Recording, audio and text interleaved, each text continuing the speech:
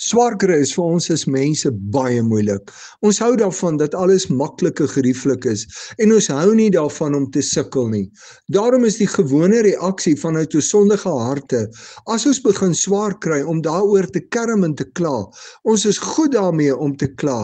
As Paulus in Romeine 5 vers 3 tot 4 praat oor wat Christus se vryspraak vir ons lewe beteken, dan sê hy dat dit wat Christus vir ons gedoen het, ons lewe heeltemal anders maak.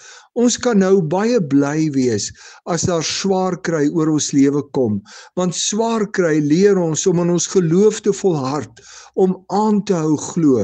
As ons deur ons swaar kry leer om aan te hou glo en aan God te bly vashou, verdiep ons geloof, want in ons swaar kry verstaan ons al meer van Christus se pyn en lyding aan die kruis vir ons. As ons so dieper gaan in ons geloof, kry ons hoop, want ons leer om uit God se genade te leef. Christus se vryspraak en verlossing help my dus om anders op swaar kry te reageer as hulle wat God nie ken nie.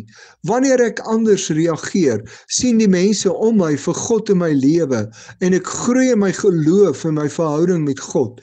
Ek verstaan dan soveel beter die krag van 2 Korintiërs 12 vers 9. God se krag kan juis in my lewe gesien word. As ek aan die einde van my eie kragte is, as ek deur swaar en moeilike omstandighede gebring word by die punt dat ek nie meer kan nie. My swaar kry wil my laat groei in my geloof en God wil dit gebruik om sy kragtige werk in my lewe vir ander te wys. Is jy bly as die Here moeilike tye in jou lewe toelaat, sodat jy in jou geloof kan groei en ander die kragtige werk van God in jou lewe kan sien?